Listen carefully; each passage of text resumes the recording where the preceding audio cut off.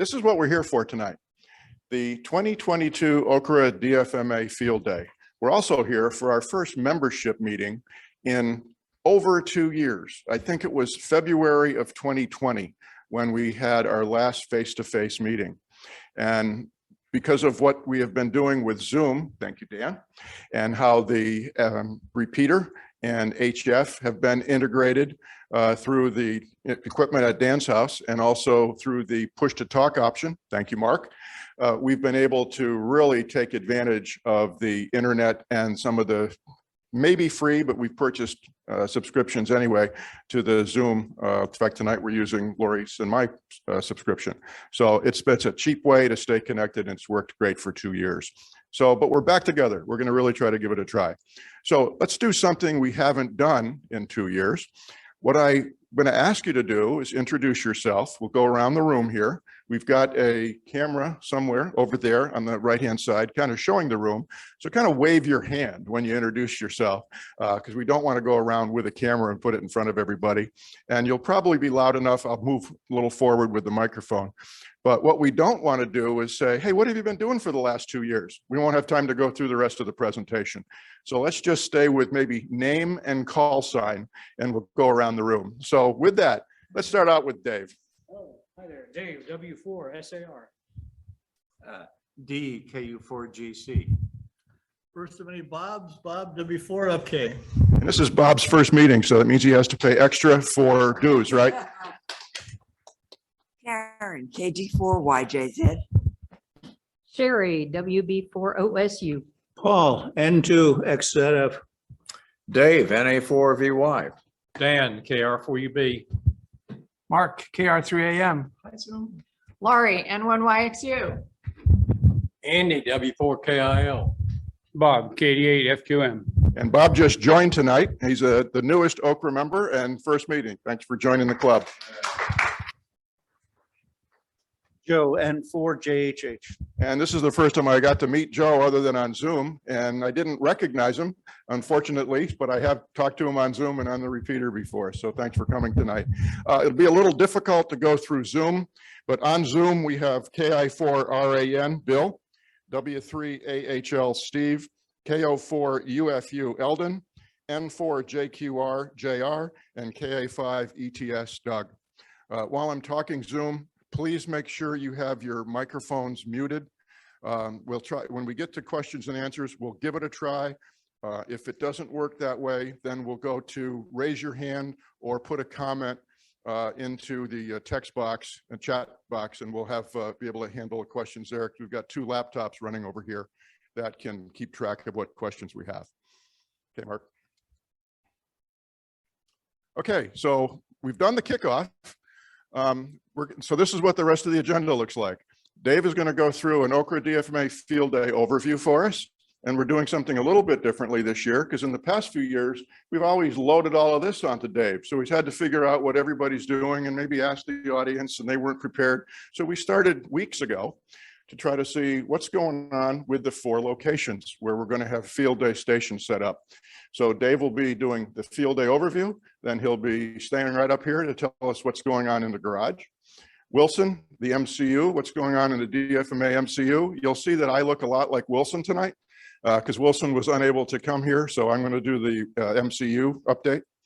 Then we'll go to the trailer for K4SAR. I'm going to put on a different face. I'm also going to look a lot like Joe, because Joe has got a previous commitment. He's unable to come tonight. However, then we have the barn, and I think Dave is going to look something like Dan, or is he going to look like Dave? He's going to look like, okay, we're going to have a tag team here with the barn. So that's great. We're going to have Dave and Dan doing the barn.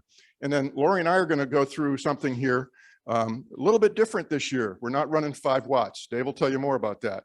But we want to talk a little bit about what'll be different in search and pounce, and then what'll be different in run, because you're going to find out something this year that has probably not been a norm for previous years. So we'll go through that, and then we'll go through closing comments. With that, let me turn this over to Dave. Thank you very much, Bruce, and thanks for all who came here tonight and are attending via Zoom. I'm looking forward to getting back on the field for Field Day. So, well, essentially, some years back, the DFMA and OCRA, the Durham FM Association and OCRA, decided to throw together to start operating field day together rather than competing locally. And that was a wonderful thing that happened because the two groups, and many of us share members anyway, so a lot of people had to decide which side am I going to go to. When we threw our forces together, that took away that problem. But a great synergy happened because all of a sudden we started rocketing up the ranks and ended up being in the top 10 for quite a few years. And we reached as high as number 2 nationally out of more than 2,500 participating stations. So that speaks very well for us. And then along comes COVID, and that shut down the field day operation. We still managed to compete anyway, because among the new rules that the ARL put in was that even if you're operating at home, you could declare what your club affiliation was. So that's what we did. We, a number of DFMA and OCRA members, when they submitted their logs from their home station, declared the affiliation with the OCRA/DFMA. We'll go over that later, exactly how that's done. And guess what happened? We turned out to be number 2 nationally last year by doing aggregate scores. So we're pretty darn good at that. But this has also forced a reset. We've had, over the past couple of years, we haven't had a field day operation. So many of our new members never experienced field day other than doing it by themselves at home or maybe visiting with someone else at their home. We have that opportunity here. We've already proved that we're very good competitors. So what we wanted to do was make it very user-friendly this year for new hams or for those who want to try something new, something different for field day itself. The people have been established for a while and worked sideband. They've never done digital. Here's your chance to come and do that and work it in a contest. If you're brave enough to work CW, you can go see Wilson in the MCU and work a little CW. But in the past, let's see. Yeah, previously we ran QRP. We were a 5 out, well, up to a 9 alpha operation, which is 9 HF stations. Station that was set up on site.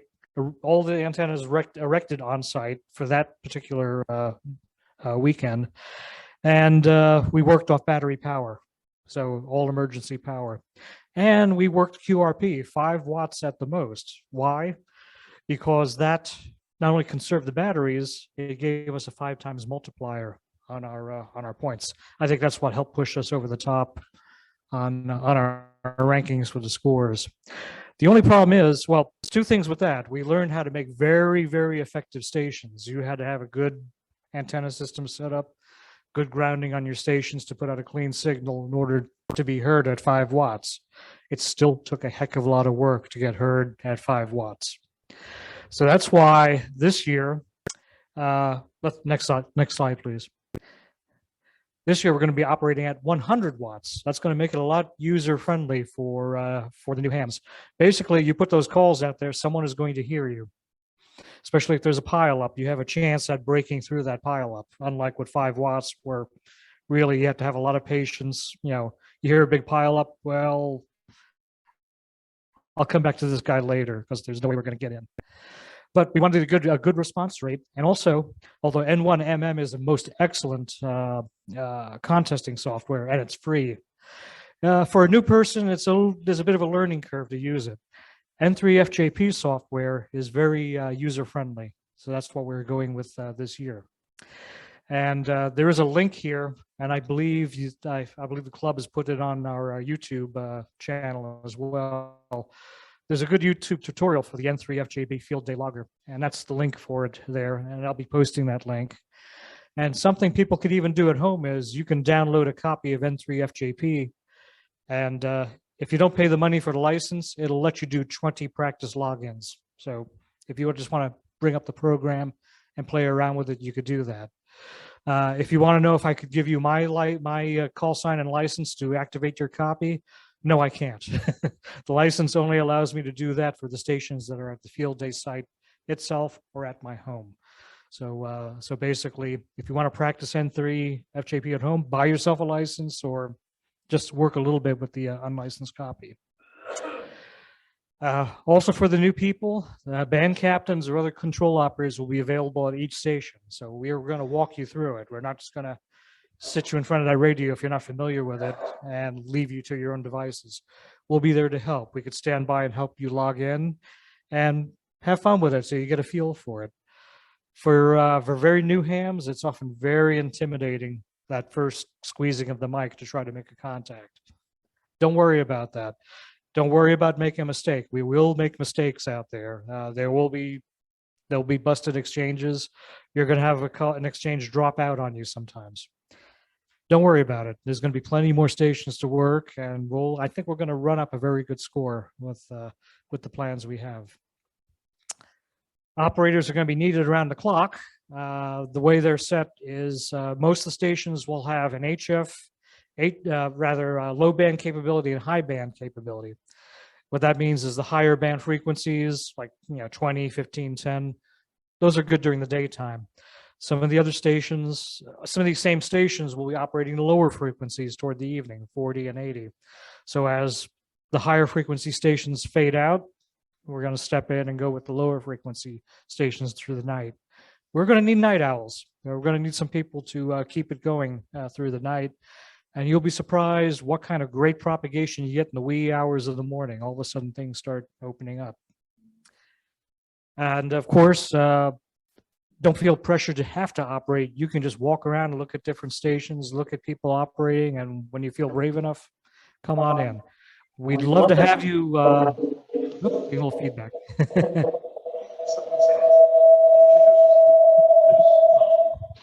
We just logged into Zoom. I did, I'm out. Okay, sorry about that. I thought. It's fixed. Am I muted now, or is my audio on? Okay, I'm back. I was just talking about things going wrong. See that? Okay. But at any rate, operators will be needed around the clock, and you'll have contact information for all the different band captains. If you want to ask for a block of time, we'll be happy to accommodate you. And we'll always be looking for fills around that. Next slide, please.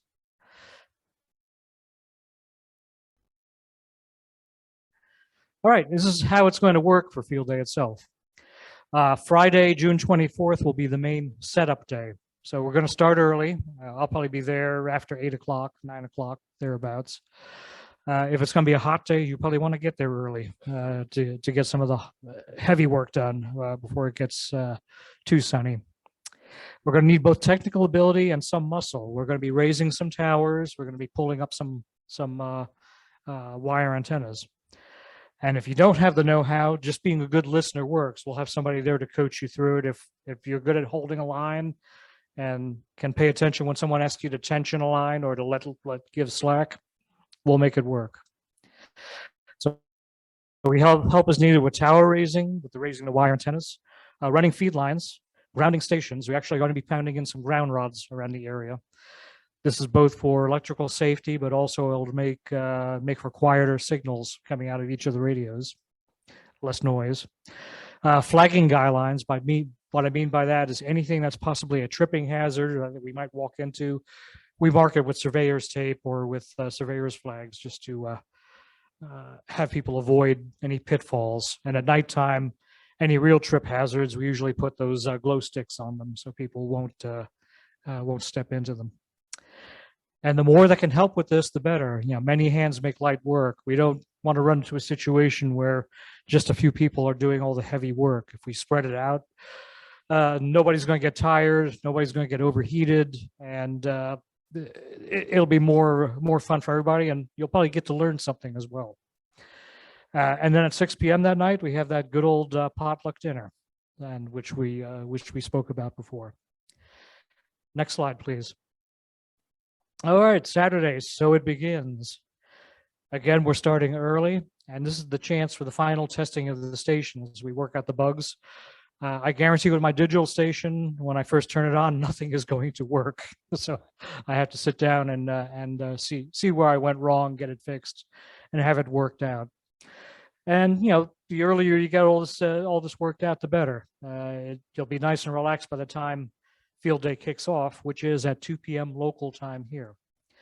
once that hits, for the following 24 hours, we're going to be at it, working sideband, digital, and CW. We don't have the exact final count set up just yet, but will be either a 5 Delta or 6 Delta operation, which means 5 or 6 HF stations. There's also a VHF station, but it doesn't count towards that total. And we're going to be working off the commercial power grid. This is part of making it more user-friendly for all the new hams here. We don't have to worry about lugging in batteries or having batteries run low and having to swap them out. We'll have a good shot at just working through the 24 hours. And then that evening, we have the prepaid dinner on site. And after sundown, once the high frequency stations start fading out, that's when we're going to start really getting to work with the lower frequency bands. Next slide, please. Then Sunday's the final push. I'd recommend getting up just before sunrise. I think Bruce can tell you that sometimes at that time you get some really neat propagation. You might get to work some DX at that time. And we can work DX stations for points. It's not strictly the United States and Canada, which is what we have to work for sections on the contest. Prepaid breakfast on the site. And then one thing you'll find is that with the final hours, many of those big gun stations you've heard that were sitting on a frequency through the day before, as we get to the final hours, a lot of them start doing search and pounce. They stop doing the sitting in one place and they start hunting around. So we might do the same thing. We might just sit down and wait for them to come to us and do runs. There'll be more on that later. The last contacts can be made at 1:59 local time. And then after that, we tear down the stations. And again, there is where we really need some help because a lot of us who have been operating, especially through the night, we're going to be really tired. So that's where we need a lot of good hands to help us lower the towers safely and get the wires down off the trees, coil up all that coax, and get everything put away. Any questions on any of this so far? Nope. Next slide, please. This is kind of the breakdown that we have, all the different stations and what their locations are. We're going to go into that into detail on next slides. One thing I do want to point out is I'm actually captaining 2 stations within the garage. One is digital, one will be single sideband. But the garage is also what I call our accessibility station. We have some members who cannot handle steps. All the other stations you have to go up through, well, for the MCU, you got to go up at least 3 steps. The barn, you have to go up a flight of steps. Joe's trailer, a few steps. If you can't handle steps for any reason, the garage is on a cement pad. People can come right up easily and operate there. So it doesn't matter what your abilities are, you'll be able to operate at that particular station. Next slide, please. All right, this is where I change hats to being the band captain for a couple of stations here. Station number 1 will focus on 20 and 40 meter digital. I'm going to be doing FT4, FT8, and PSK31. One thing with the PSK31 I'll be doing on Friday night is I can actually get us 100 bonus points by copying the ARL Field Day Bulletin. So I plan to do that after the potluck dinner on Friday. So digital, one advantage of digital is that you get QSO points are 2 as opposed to 1 for a voice point. So CW and digital are 2 points apiece. So we make a little bit more pointage going digital. Although we can go up to 100 watts, I probably will not be running continuously on 100 watts for digital. Usually on that mode, 25 watts is plenty. I'll be using a K3. I have a big battery and a smart charger. Yes, I did check. The smart charger is not noisy, so we'll be fine. And I have my little Microsoft Surface tablet / laptop from last year, which I'll be using for WSGTX to run FT4 mostly, and for Digipam. Which brings me to the point, check your stations out. I tried to set this up on my newer Microsoft laptop, which is on Windows 11, could not get anything to work. This older one's on Windows 10, and I still have everything working fine there. I have a 40-meter quarter wave dipole, which I'll be putting up behind Wilson's house with a very long feed line that just worked excellently for us in the past. And my G5 RV will go up in the trees for 20 meters, although I might bring a dedicated 20-meter dipole. We'll see as we get closer. And I'm also supplying the lightning arresters. And if I recall correctly, there is already a ground rod just outside the garage, so I'm set for that part. I need an additional computer for logging QSOs for N3JFP, and I believe Steve is loading those all as we speak, as well as the band pass filters for 20 meters and 40 meters. I do have coax jumpers and I have a coax switch, so I'll be able to switch between those as needed. Okay. And software there, N3FJP will be used to log QSOs, and the other two programs will be used for the digital QSOs. One thing I want to point out with digital is you only get 1 byte on digital for those points. So some people think you can do RTTY, Digipan, and FT4 and work digital contacts on each. No, it's 1 digital contact by whatever mode on each band. So just to clarify that. And if you want to join the Garage Digi team, contact me at w4sar01@gmail.com. You can also easily reach me on the OCRA DFMA reflector. So, and I look forward to working with you all. Next slide, please. Here's station number 2. This will be sideband, which will be on 20 and 80 meters primarily. I'm being loaned another K3 to utilize for that, and I do have a Yamaha headset as well as a handheld mic, so we can get set up for using sideband by either method. And if anybody's worried about the headset, I'm also bringing disinfectant. So if you're not comfortable with that still, you got the hand mic and disinfectant. Let's see, tuner. I do have a tuner. I think Wilson's loaning me one as well. Jumpers, I'll bring mine, but it wouldn't hurt to have more. And I believe I have an extra lightning arrestor that can be used for grounding this station as well. That's it. The K3 is being loaned by Bill. Wilson has the power supply for it, as well as a club supplied computer, pass filters, so forth.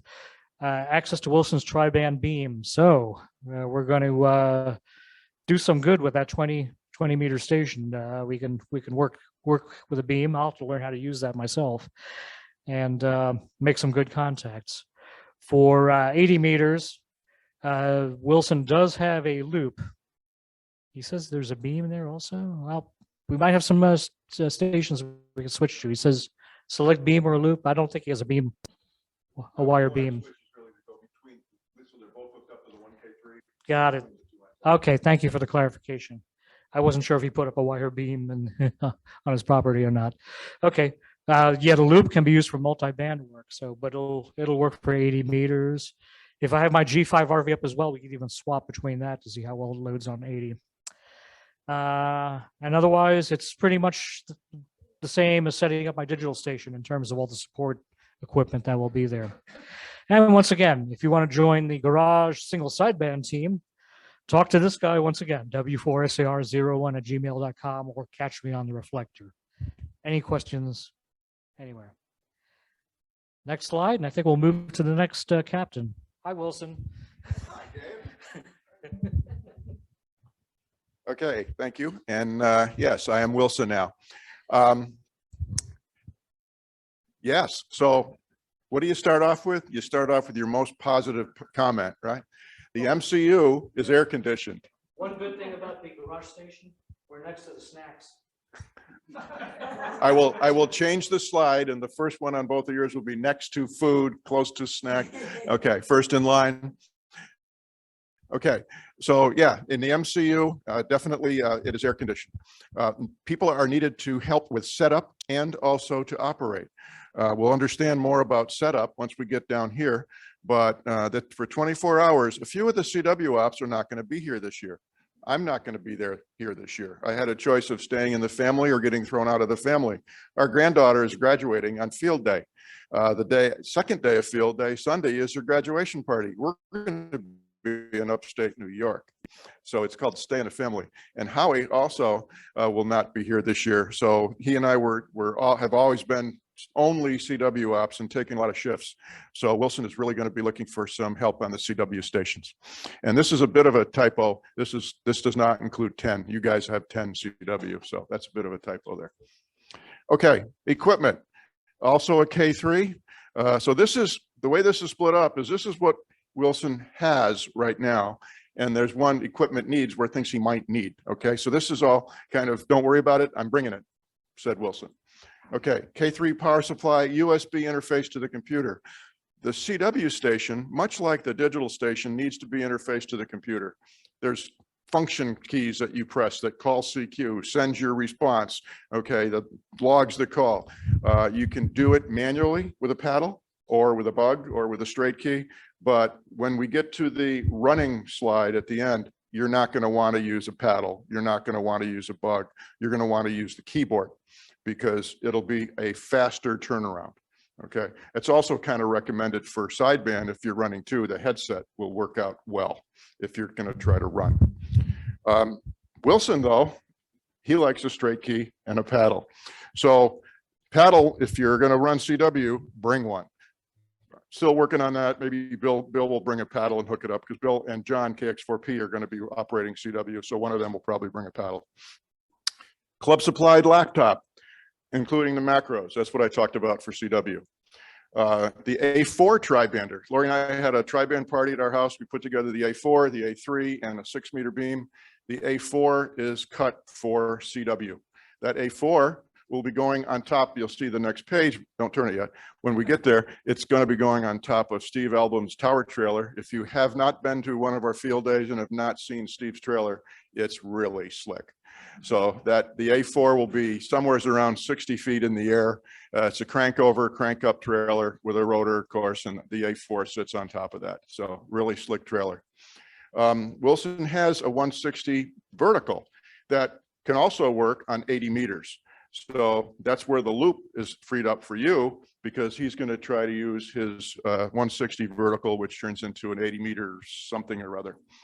Okay, you'll notice there's nothing here on 40 meters. Andy, focus on that. There's nothing here for 40 meters yet. Okay, coax jumpers, he has all of those. Ground wires taken care of. AC power, going to be run to the MCU to run the air conditioner. Then he's going to run off the DC power. So that's all set up already. Next slide, please. Okay, bandpass filters. I've got a couple of multi-band bandpass filters. Since the CW station will be going 80 through 15, he doesn't want to keep swapping filters every time he changes band. So he'll just turn a switch. Steve's tower trailer, rotor cable, and coax. Andy's 40-meter antenna. Question about support rope and coax, though. I believe this coax comes down to ground, and then we hook something else up. I think I had enough to run to the rest. Perfect. Excellent. That's great. Okay. But, and if you have not used Andy's antenna, you'll notice we don't have a 40-meter beam this year. We usually have a rotatable beam. We don't have that. And Andy's antenna is fantastic. So it's a great antenna on 40 meters. Grounding and polyphasers, that's where they go. Bill N8BR has a tree of polyphasers that always gets plugged in. And then Steve's doing the N3FJP laptop. Again, setup will begin Friday, probably about the same time as Dave's. Coordinate it because the porta potty is going to be there somewhere around 8 o'clock or 9 o'clock. So if the site will be fully sufficient, self-sufficient, people can do work and that'll be there. Operators needed for the whole weekend, as I said before. And if you can operate, here's Wilson's cell phone. Here's Wilson's email address. Again, you should all have this presentation. It came to you on the Groups.io Reflector, and it'll be on our YouTube channel shortly, or you can copy it down from here. Okay, new hat. Now I'm Joe. Okay, Joe, he has 2 team members, Joe and Bill. Bill is on the Zoom call tonight. Hey, Bill. Modes of operation, 15-meter sideband and 40-meter sideband. If you have never operated sideband, or excuse me, field day sideband, it's a great opportunity here. So you've got 20-meter sideband in the barn, excuse me, in the garage, work a bunch of stations, walk over here on 15 meters during the day, work a bunch more, bounce between the two, sign up for a whole bunch of slots. You'll have fun running 100 watts. I didn't put it first this time, but Joe's air conditioned trailer. Okay, so his trailer is also going to be air conditioned. He'll also be running a K3, multiple microphones there. Joe has a laptop for N3FJP, but he'd like a club laptop for backup. Wilson and Joe both have power supply, and Joe's bringing battery backup, which are some of those gigantic Dewey batteries that kind of last forever. Club ground rod, 40-meter dipole. Joe could use one. He's in the process now of potentially building something, but he definitely could use some kind of a 40-meter antenna. That usually comes from Adriano, that 3-wire thing over the, you know. Okay, Lori, write down in the notes, Dave committed to bring a 40-meter antenna. Thanks, Dave. He believes he has, he's checking on coax jumpers. He thinks he has them, but he's checking. Same with lightning arresters. He thinks he has them, but he's checking. And he's also checking on long runs of coax. So Joe has been tied up this week. He did not get back to me on these, which is why I left them here. So if you have coax jumpers, assume this is the station, okay? You don't understand the jumpers. Coax comes down from the antenna, goes to a lightning arrestor. From the lightning arrestor, it comes in and goes to a bandpass filter. From the bandpass filter, it goes to the radio. So there's a long piece of coax that comes down from the antenna, then you need 2 jumpers. So there's a lot of jumpers when you start running multiple stations. So if you have some 4-foot, 5-foot coax jumpers with PL259s, not end connectors, bring them. A3 tri-band, this is from Wilson. When we had the party over to our house and built the antennas, we tuned the A3 tri-band for sideband. So the A4 we did for CW, the A3 we did for sideband, and this is going to be going on a 30-foot tower that Wilson has. Next slide, please. Okay. Again, coax for the A3 is checking. Bandpass filters from the club. I've got those at my house. Wilson's coming over to pick up the antennas this week, so he's going to have the bandpass filters also. He's checking on support rope. I think he said he was going to buy some. We're back to the 40-meter antenna. Andy, we're going to need your antenna somewhere. Now, Joe, I'm not sure where I've got it here. Maybe I had it on the first page. Joe is going to actually have his trailer set up where the Hilton usually is. So regardless of who uses your 40-meter antenna, the coax can go one way or the other. I talked to Wilson the other day. Where we've had the 40 before, that's where his 160 is. Ah, okay. And he's not taking that down. So we're gonna have to figure out where to put it this year. Okay, Paul? Almost in important here is that 160 dipole has an elevated ground system that is sometimes just above your head, And it's hot. and it's hot. But aside from that, note so I means talk to Wilson about that. don't put your car in there. Yeah, yeah. Yeah, so to those of you that are on Zoom and maybe did not hear this, if you've been to Wilson's for field days, you know where, well, me for one, always parks my truck. That way I don't have to walk for 3 miles to get to the MCU.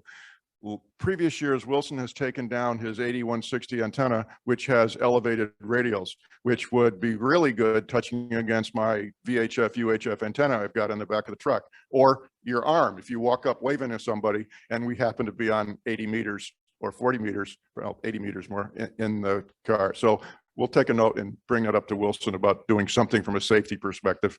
Thank you. Yeah, yep. We probably set up some no-fly zones. Yeah. Surveyor's tape. Yep. Thank you. Good point. Setup will start on Friday, and operators will be needed for both stations. Contact Joe. Here's his cell phone number, 919-801-5517, or joenc@mindspring.com if you want to operate and sign up for positions. I know he's got lots of them open, and I'm sure he'll move things around to accommodate so we can get that filled up. With 100 watts, this is going to be a very busy station this year. Not so much previous years with 5 watts, because like Dave said, you call and can't hear you, they'll hear you. Next slide, please. And now it's time for the duo, the tag team. Joining us over here in the right-hand corner is Dave, NA4VY. Opposite corner is Dave. Thanks, Bruce. Okay, so we have basically 2 transmitters. We have a transmitter for HF, which would be primarily 10 meters, where we can do digital, sideband, and CW. and also 6 meters where we can do the same. We also have the option, because we're using a tri-bander, of going on 15 meters digital, but then we got to watch out for interference with the other 15-meter station. So I'm not sure how that's going to work out. The nice thing about the barn is it is air conditioned. It's very nice.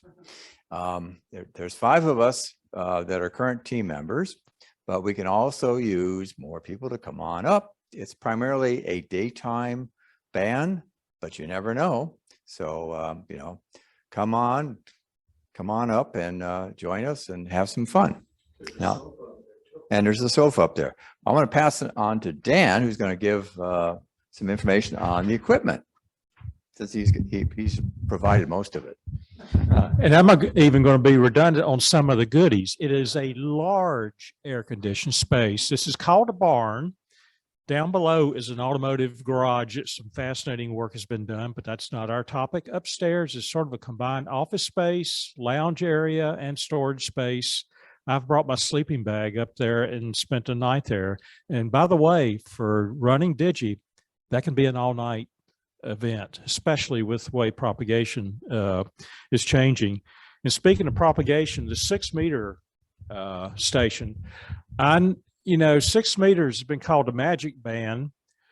It sometimes behaves like HF, other times it behaves like VHF, and then the other times it just does really weird things. And I know no one who knows about tropospheric propagation the way Doug, KA5ATS, is our principal 6 meter station operator. He's a wealth of information. So if you want to learn something about that, come on up. And while you're sitting on the sofa, there's might even be a little bit of show and tell up there. Back for 2020, I decided to clean out the basement. Now, was all this good stuff there, I started to say junk, that had no purpose. I decided to put it to use and built what you probably could call a field day go kit. Now, some of this was repurposed equipment, a cabinet on a hand truck that used to go to our repeater sites, one of them being up on very tall on a tower. It's been up there many times. That's been converted to basically, it's got a power supply in it. It's got all the cable harnesses needed to get from there, because that's a 60 amp power supply and you don't want that right next to where you're operating.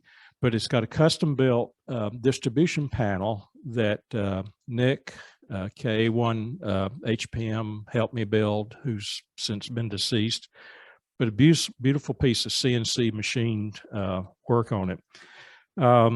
All the grounding is another chassis that's got the AC surge, the polyphasers will go on it, the grounding to go down the ground rod. It's one place to tie everything together. So I'd say come on up and take a look around a little bit at some of the things as part of a show and tell. And see what else. The only question we have, I guess, is who is the keeper of the filters now? Yeah, I've got the 10. The only thing that really we'll need is the 15. We've pretty well, again, the list is comprehensive here. I'm really not going to go into a lot of detail about it, but I really would like to thank Bill, N8BR. He is helping us tremendously in terms of a lot of the, so far as the tower, coax, the guidelines, the ground rods, or the rebar rods to tie everything down and support it. And he's not here tonight, but I want to thank him anyway. Yes, and we got a backup beam also. A little bit about the K3S and the SDR. The SDR goes wherever the K3S goes, because guess what? It's integrated on the back of the K3, not something that Elecraft built, but I built. And on the back of it is a transmit receive switch to where that SDR can operate on the same antenna that the K3 is operating, because it's smart enough to know to get off the antenna before the K3 goes into transmit mode. So for sideband, that will be a good spotter to see where the activity is. Of course, for the Digi stuff, running WSJTX, don't need a spotter for that. The laptop, it's got N1MM with WSJT running in integrated mode, so the logging will be automatic there. Dave, I believe, prefers to go ahead and use the FJP software, so he'll be doing the sideband logging on that. And I guess that's about it, unless someone's got some questions. One thing we're talking about, with the heat waves coming through here, probably the week of field day, we're going to start watching the weather carefully and trying to make the call if there's any one good day in there to where maybe it's cooler or whatever. We might try to do some setup on that day. I think that's it. I just wanted to make sure if you knew there was a Yeah, if you repeat what bands you're gonna be operating on, yeah. 10 and 10 will be sideband and digi. 15, I guess, whatever, we're going to go back and forth based on band conditions. We can be. That's what I'm still a little bit confused about on how we're going to coordinate that. It's always, let me get over to the microphone. You're on the farm. Yeah. So hopefully, and I say hopefully, we're going to have 15 meters in the MCU. So think of Wilson's Yard, those of you that have been there. 15 meters in the MCU is going to be over near where his garden is. 15 meters in the barn is going to be probably 500-600 feet away. Okay. 15 meters for Joe is probably only going to be 100-150 feet, because he'll probably go in the open space between Wilson's Road and the row of trees where the bee's nest usually is. Okay. That'll probably be put over. So it'll probably be like a triangle, and I won't be there, but I think that's what I talked to Wilson about, between the barn, Joe's, and the MCU. So there will be more interference this year because we're running 100 watts, but we're hopefully also going to be running all K3s. So you're not going to get a radio that is, more interference resistant than the K3. And bandpass filters won't help because you'll all have 15-meter bandpass filters. So you're probably going to get some interference. We'll just have to see what it is. I don't assume that Wilson's CW station is going to be on 15 much during the day.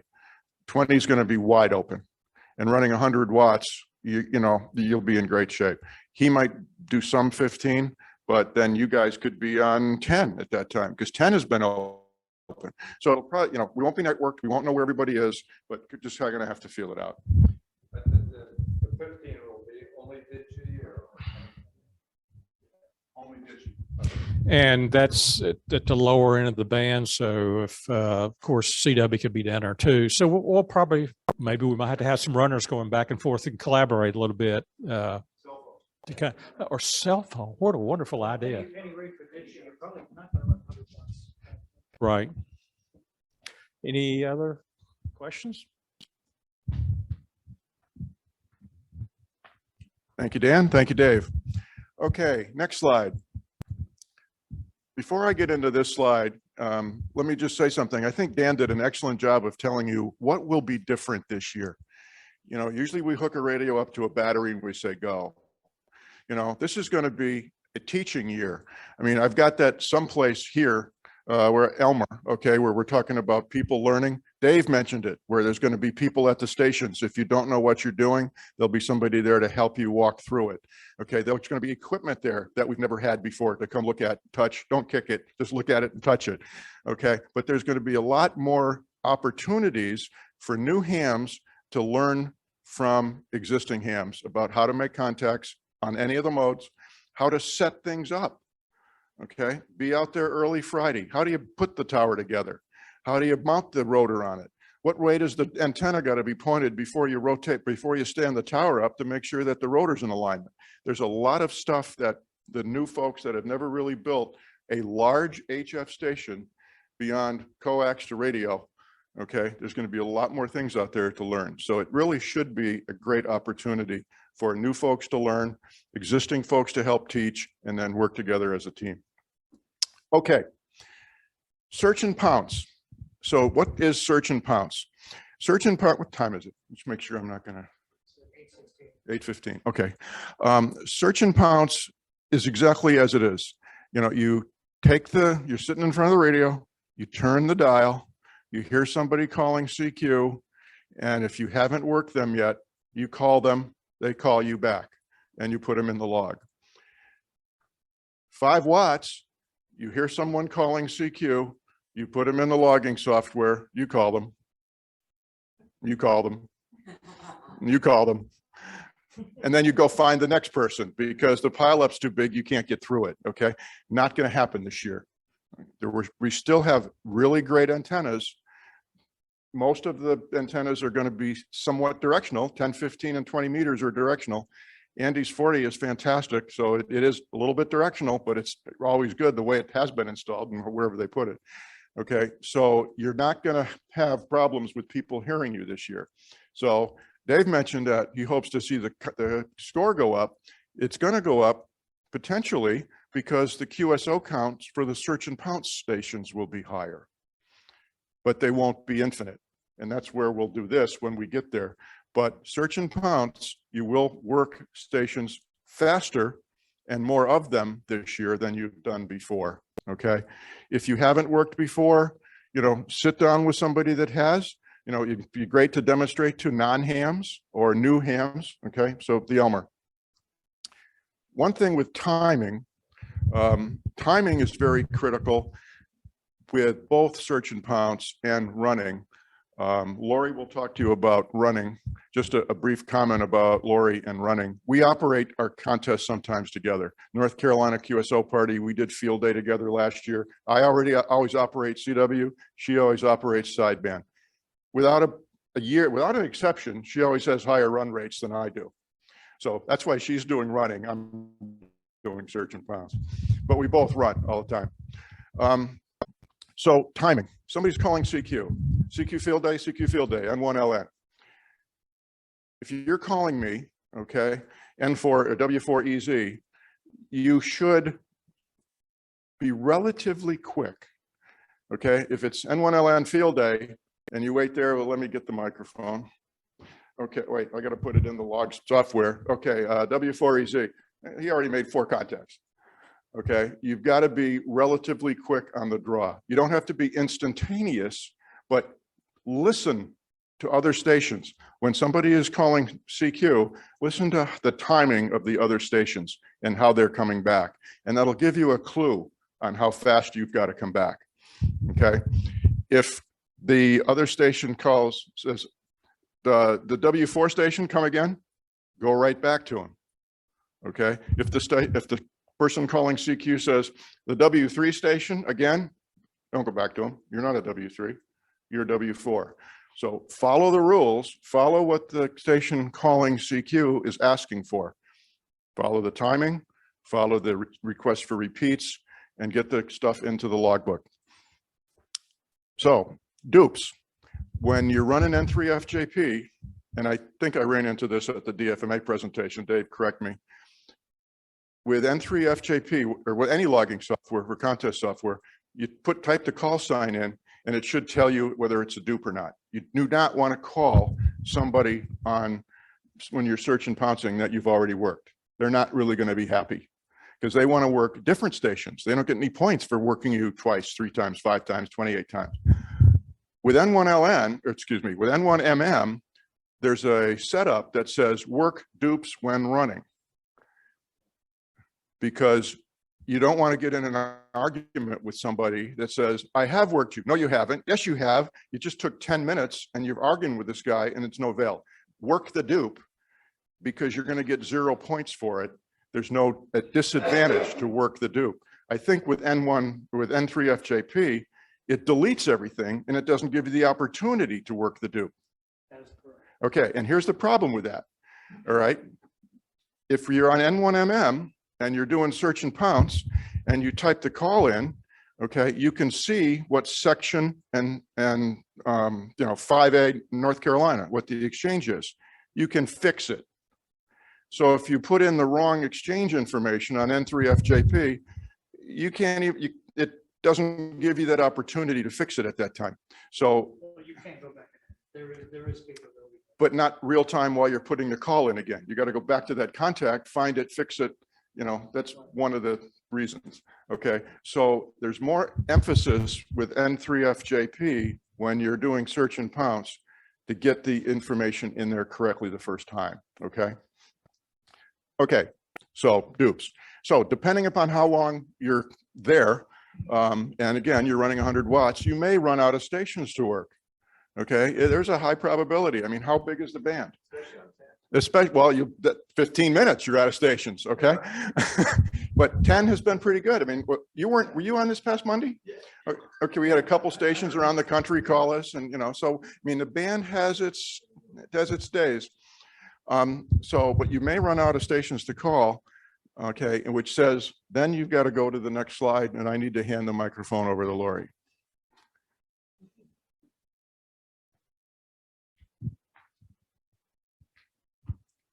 For those of you who were at the DFMA meeting last week, I promise I'm not going to bore you. I'm going to use different words, but I'm going to get the same message across. So it won't be like I'm pulling a string on my neck. For those of you who don't know me, I'm Lori Meyer, N1YXU. And over the last several years, I've had an opportunity to listen to many, many people here in North Carolina, when we lived in Houston as well, come over to our house and run contests. And it was pretty amazing to be able to just listen to them to run on the radio. And I finally got on, I don't know how many years ago, it has no bearing to this conversation. And I just decided, let me give it a try. And for those of you who have run, you're going to identify with this. For those of you who have not yet run, but will be doing it at field day, you will be doing it at field day. You're going to have a lot of fun. It really is fun, and it's really kind of addicting. So Bruce did the one side of the coin, the search and pounce. I'm going to talk about running. And one of the first things that you want to do when you want to run is you want to try to find a clear frequency. You don't want to just sit down and start calling CQ, because you may literally be jumping right into somebody who's been there for a while. So just find a frequency, tune around, and throw out something like, is this frequency in use? Is this frequency in use? This is Whiskey 4 Echo Zulu. Pause for a couple seconds and see if somebody comes back to you. If they do, and they say that it's already in use, be polite. Just move up a couple or move down a few. When you finally get that frequency, throw out a CQ. CQ field day, CQ field day. This is Whiskey 4 Echo Zulu. I'm going to go with 6 Delta, North Carolina. So I'm saying that we're 6 Delta. I know that it's still to be confirmed. It may take a while for you to start getting people to return the call. That's fine. You may have to actually make your presence known. So be patient, but call CQ a couple times and you'll get somebody to come back. So I'm going to pick on this guy over here, and we'll just show you a real, you know this, but it's good to hear it again. So CQ field day, CQ field day. This is Whiskey 4 Echo Zulu. November 1 Lima, November. Please copy 6 Delta, North Carolina, QSL. I copied 1 Delta, North Carolina. Thank you so much. Good luck in the contest. CQ from Whiskey 4 Echo Zulu. And you're going to develop your own pattern. It just takes a little bit of time. And just like Bruce said, when you're doing searching and pouncing, listen. That is, I think, the most important thing to do. When you hear somebody calling CQ, listen to the pattern of the people that person answers. When you get a pileup, and it's really highly likely that you could get a pileup this year, because running 100 watts with the equipment that we just saw listed out multiple places, you may get a pileup. When you get that pileup and you hear a bunch of calls coming back at you, don't panic. Don't panic. Take a deep breath, because one of the most important things to remember is you're the one who is running this station. You're running the frequency. It's not meant to be that you're powerful and in charge. It's meant to be a calming thing, because you're setting the pace. So you can take a deep breath. If you didn't hear a particular call, don't worry about it. Say again, please, again. And what's going to happen is those folks are going to call you back. And I guarantee that 99% of the time, there's going to be at least one person who will call you toward the end. And if you need to wait until everybody is just about done, you're probably going to get one call, or maybe you're just going to get a couple of the phonetics, and we'll get to that in a minute. But make sure that you get the strongest stations first. They're going to be the ones that you're going to hear. So get those, get them out of the way. And then the other folks who are a little bit weaker, you're going to start picking them out as well. If you can't copy everybody, there's a good chance that you're going to get a couple of letters in the call sign. That's great. Because let's say that Bruce called me and all I heard was Lima November. Okay. Lima November only, please. And then Bruce, there we go. So I would get him. Now, there is a possibility, and I've had this happen. There could be a couple of calls that have Lima November in them. That's okay. Because chances are they're not going to call at exactly the same time, and you're going to be able to pull one of those out. So my message is just be calm, take control, and set your own pace, and you will be fine. All right, next slide, please. All right, we've kind of talked about some of this with, if there's a station and you only hear certain phonetics, to go back and to use those phonetics and actually to pull it out. And we've demonstrated what the exchange is. It will be Whiskey 4 Echo Zulu, 6 Delta, North Carolina, or 5 Delta, North Carolina. And what you want to do is you want to call, or you want to get the classification and the location of the other station that's calling you. You know this as well. Sometimes you might get the location, you might not get the classification. What I've also had happen many times is, let's say that we are 6 Delta and they can't quite get the 6. Delta makes sense because Delta is a phonetic, and phonetics are super easy to copy, or should be pretty easy to copy when you are having an exchange. For the number, just something I've done that sometimes works is 6 Delta. If they can't get it and you tried a couple times, 1, 2, 3, 4, 5, 6 Delta, 1, 2, 3, 4, 5, 6 Delta. And just that counting will help people. So keep that in mind. It can be a really good thing to use. When you're done, thanks. Just say thank you. Good luck in the contest. CQ field day, and keep on going. And just be polite and take your time with that. If you don't get any responses, if you run out of a group of people who've been calling you, or maybe you call CQ and nobody answers, don't automatically give up. If you run through a pileup, give it a couple more tries. Keep calling CQ. But if it gets to a point where maybe you have used all the calls that are out there, or you need to move to a different frequency, you can either keep calling CQ or go to search and pounce. And as Dave mentioned, especially toward the end of field day, a lot of the stations who've been running CQ will change to search and pounce because they want to find those stations that they haven't worked to get some of the points. And if you still don't get anything, then you can change to a different band or do something a little different. D. Have you ever used QRZ? I do. The question was, do you ever use QRZ? And yes, and QRZ means kind of, I'm ready for somebody new to call me. So if Bruce and I were doing, let's do it. CQ field day, CQ field day. This is Whiskey 4 Echo Zulu. November 1 Lima November. Please copy Whiskey 4 Echo Zulu, 6 Delta, North Carolina. Thanks for the 1 Delta, North Carolina, QRZ. So you don't do the CQ, it's QRZ, which means I'm ready for somebody new to call me. And it's a quicker way to do it. So yeah, definitely. My message to you, and I wish I were going to be here for field day, because I would be going to every single sideband station to operate. I'm not kidding you. And I really, really hope, especially for folks who've not tried this before, try it. There's nothing that you're going to lose.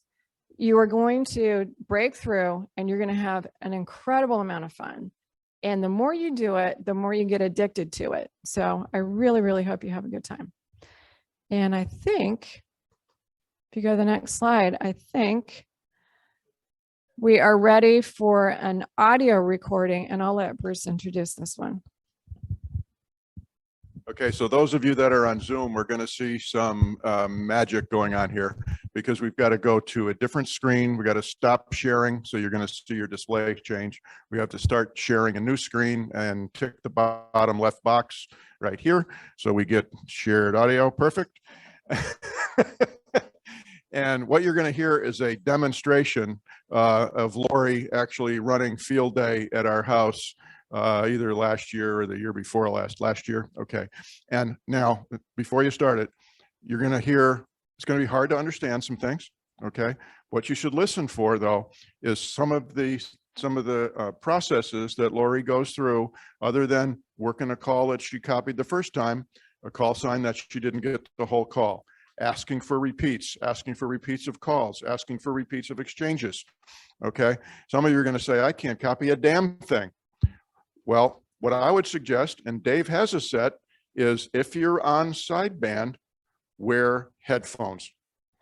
Okay, especially if you're in the barn, well, the barn or the garage, okay, or Joe's trailer even, because there's going to be other room noises. Yet that doesn't help. Okay, wearing headphones, Lori had headphones on with this, okay? So what you don't understand in this room, even with the big speaker, okay, and all of us being quiet, you know, you will hear better with headphones. Okay, when you're ready. Delta in North Carolina, QSL.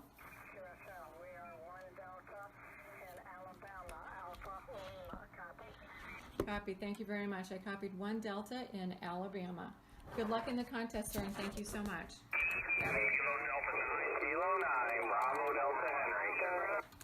Kilo 9, Bravo Delta Henry.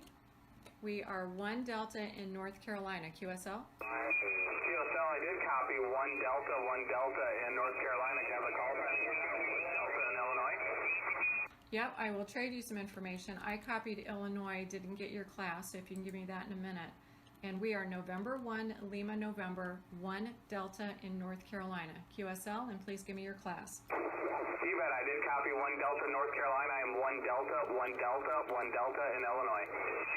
QSL on that. Thank you so much, sir. Good luck in the contest. Kilo Delta 9, Mike Sugar. Kilo Delta 9, Mike Sugar. We are 1 Delta in North Carolina, QSL. QSL, you are 2 Echo in Illinois. India Lima, QSL. QSL on the 2 Echo in Illinois. Thank you much and good luck.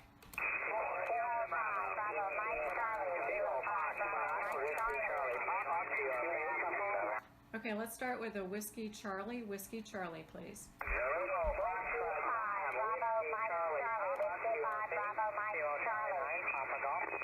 Okay, let's do the Whiskey Charlie only, please. Whiskey Charlie.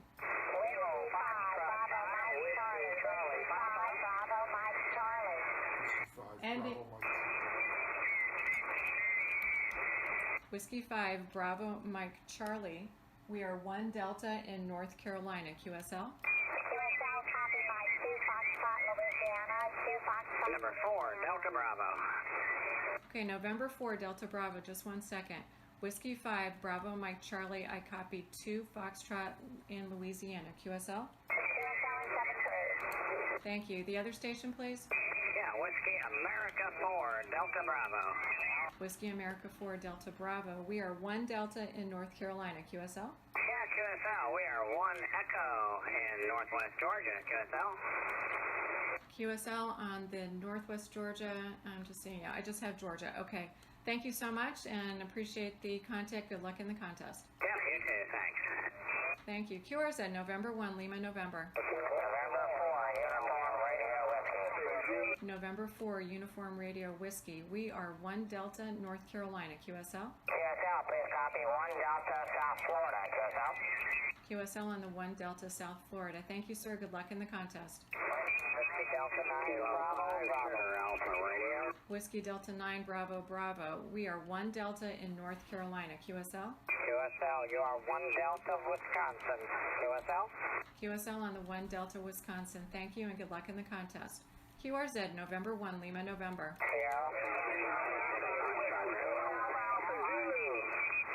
Ending in Zulu, please. Ending in Foxtrot, Zulu.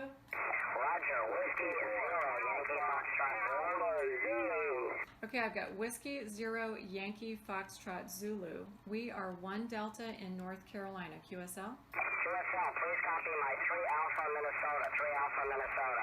Got 3 Alpha Minnesota. Thank you very much and good luck in the contest, sir. Good luck. Okay, Alpha Charlie 9 again, please. Alpha Charlie 9.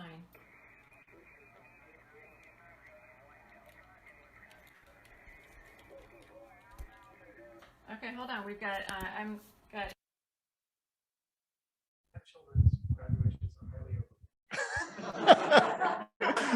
Could you flip back to the other screen?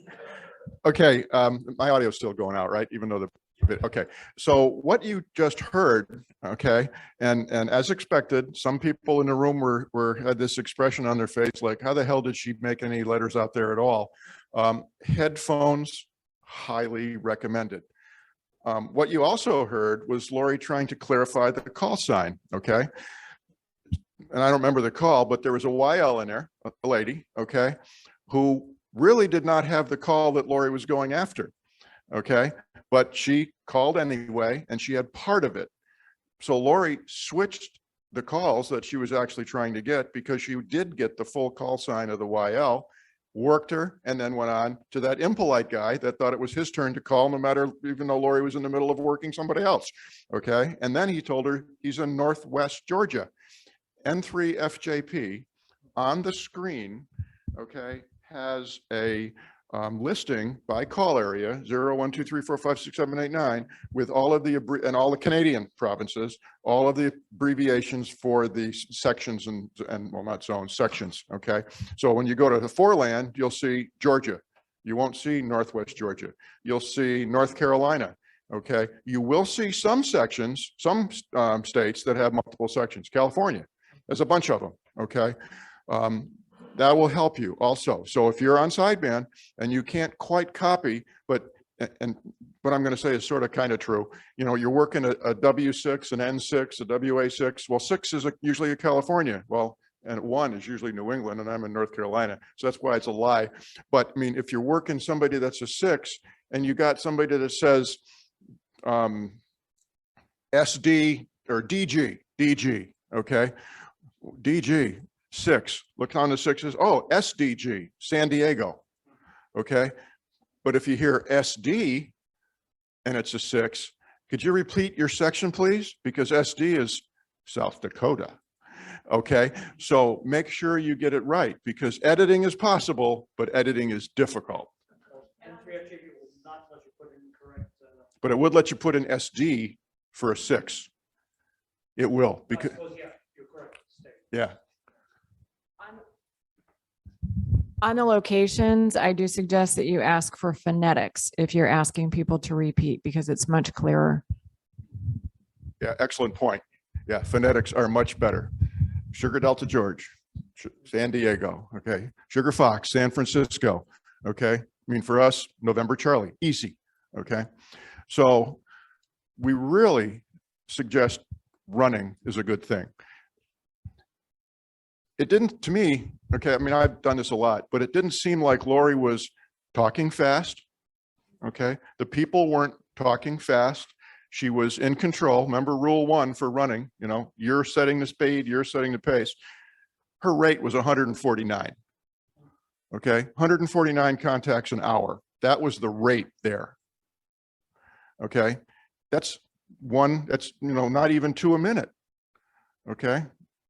So 2 a minute, well, yeah, it is. That's 120. So it's a little more than 2 a minute. But still, how long does it take to say CQ, N1LN, 1D? How long does it take to do that? Okay, so you can find, you know, so maybe you're running and you're new at it and you see, you know, you're working 60, 70 an hour. That is awesome.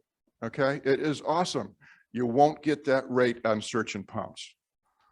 Okay, in the CW station past years, you know, we would turn in over 1,000 contacts, 1,200, 1,300 contacts. We ran most of the time. You know, probably 100 of those were search and pounce. So with 100 watts, try it. Don't be intimidated by it. Okay, next slide, please. Any other questions regarding anything we've talked about tonight? 3 chat questions? Good.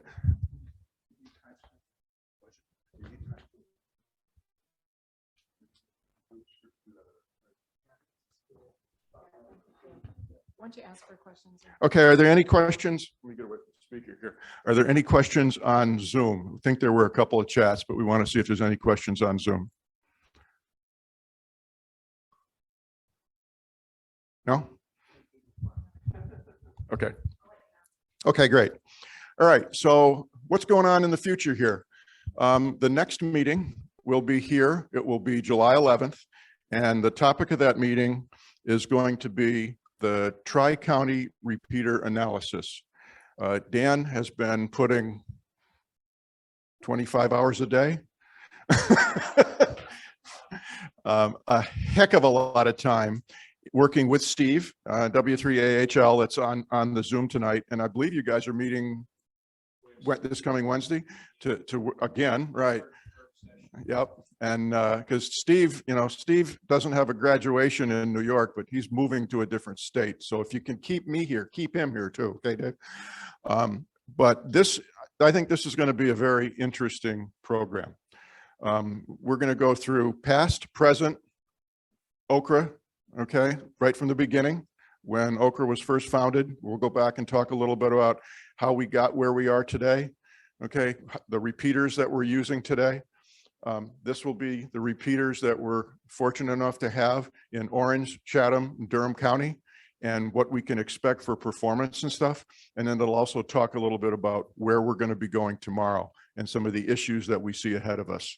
So this is your club, folks, and we really want as many people as possible to come to this meeting, whether it be here in the room or at home on Zoom. There's going to be a lot of information there, and we're going to really need some support from the rest of the club members here to keep us in business. That's a little steep perhaps, but you know, you'll see what we're talking about.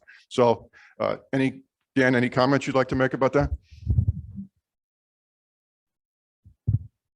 Yes, the key thing that what I'm doing is what's called repeater topographic analysis. In other words, each repeater has an elevation, has antennas up a tower at a certain height, that has certain receiver sensitivities in different locations. And obviously the question that you are probably most interested in is what can you do at your house? What repeater can you use? What repeater can you not use? Or what kind of equipment might you need to upgrade? Now, to give away a little of this, an awful lot of us have gotten used to using 442.150 because it's a tower, 1,000 feet off the ground on a hill that's 800 feet elevation. That's 1,800 feet above sea level. What would happen if we lose that repeater or it's off the air for months? How is that going to affect you and what you can or cannot do at your house? And that's what these topographic charts are going to show. I'm doing mapping for repeaters, as mentioned, in 3 counties, and you will see on the display the underlay. I've put in the locations of over 100 members where you live, so you can see your call sign on this underlay chart. Then you can turn this repeater on if you're using a mobile radio, or if you're using an HT, or using a essentially portable station, which is pretty much like a home station, and you will see by color what will work and what will not work at your location. And I will say one of the things, 150 has gotten an awful lot of us used to using handheld radios with rubber duck antennas. And if that repeater goes dark, a lot of you are going to go dark if you only have an HT. And that's kind of what this is about, just to show you, you know, how things could change at some point in the future and what's your plan B, our plan B or C. Thanks, Dan. So I'm sure you can tell by what Dan said about the power associated with that analysis software, why it takes so much time to get all the information in it. Because yeah, there's a repeater, but the repeater has a receiver It has a transmitter. It has a gain antenna. That gain antenna favors one direction or another one. Where do you live relation to that direction? There's a few variables. Okay, so that's why it's taking Dan 25 hours a day. I tried to make him work faster, but he likes the 25-hour day schedule. So July 11th, please try to be there. We'll send the information out early. Not sure exactly how much we can send of this because a lot of it is specific charts that won't play well pre-sent. And Dan has another comment. That is a very valid point. If you try to copy any of these overlays into a presentation, first problem you have, well, if you zoom out to where it sort of covers the larger area, you can't see any of the details where people live. If you zoom in, you see only a small picture of it. But that's where coming to this meeting and being on a screen, I want to basically project that up, and then everybody's here. Okay, you come up and look at your location. We'll turn on and off whatever repeaters that affect you so you can get a personal. This won't be me telling you that you will or will not be able to communicate. You will be able to see for yourself because it's dependent upon your location and where you are in relation to the repeater. And the other thing about Orange County, there are a lot of ridge lines running through this county that break it up basically into a northern orange and a southern orange. And if you're on one side of that hill or the other, you're not going to communicate with a lot of the repeaters. And guess what? As I've been riding around after doing this and becoming more attuned to the terrain, I find out where I can't talk with the radio. Guess what? I don't have any cell coverage for the same problem. So come to the meeting. Will they be able to see the zoom in and out on if they're on Zoom? They will, right? Because we can, but it won't be as clear because it's going to be on your computer rather than the big screen. So it, you know, it's just it's a lot of plots cover a 80-kilometer distance. Yeah. Yep. So you know, we will do the best we can. Okay. But I think, you know, and that's the third section of the 4-section meeting. Okay.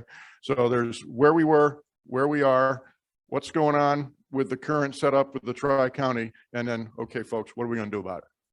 So that's the 4th section. So we'll try to squeeze it all into 45, maybe 46 minutes. Okay. Or no, actually, no, it's an hour and a half, excuse me.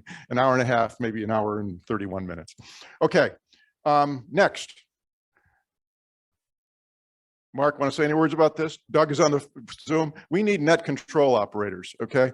We need net control operators for our Saturday net, our Saturday Auxcom net.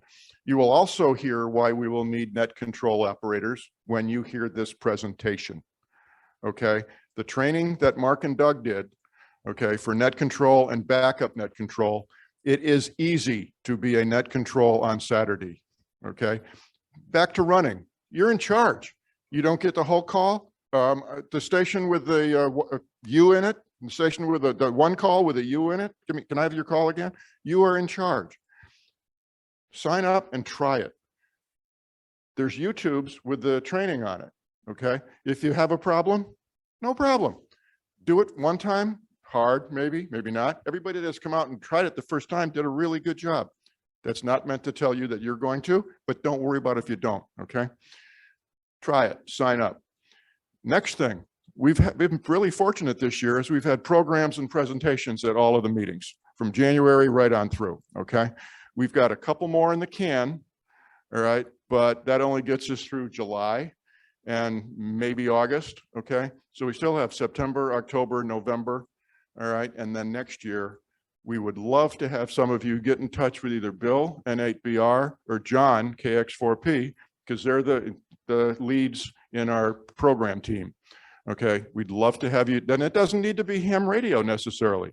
Probably most people would think it would be, but it does. Maybe you're a photographer and you have some great skills. Maybe you have model trains and you want us to tell about your model trains and stuff and how you build your standard, what are they, 3x3 or 4x4 boards, and you know, whatever they might be. Okay, but we need some programs. Okay. Any questions, any chats on Zoom? Any questions in the room, Steve? Yeah, Mark? I have this memory of field day. It's been a long time. But what I remember was on Sunday, Everyone's completely exhausted. We've coiled the last bit of coax. And suddenly, is this what happens? Suddenly, magically, barbecue appears, and ice cold beers. And the other meals are great, but this one's especially nice. So I highly recommend Sunday. Yeah, so to that point, Wilson is a very sociable guy and he loves to have people come around, which is why he hosts this every single year, okay? And he doesn't like it when we all get done taking care of stuff and leave. There's chairs in the front of the garage, you know, if it's raining, there's chairs in the garage. But Mark, you're right. I mean, Sunday afternoon after field day turns into a very casual bull session with a couple of beers and maybe some leftover barbecue. So yeah, and that you don't pay for that one. That's a free one too. Okay. Any other comments? Since we mentioned beers, no beers on Saturday until mealtime, and that's if you're not going to be pulling up any more towers. No alcohol until we get to the point where it's safe. Is that correct, safety person? Oh, Friday too. I meant Friday, not Saturday. Yeah, not until the final. Yep. So we don't want people pulling up towers and letting go of ropes and dropping 80-meter verticals like happened one year. Okay. So, okay. With that, thank you, everybody. Thank you for coming tonight. And we'll get this edited and have a great field day. I wish we could be there, but we can't. You can tell us about it when we get back. 7-3.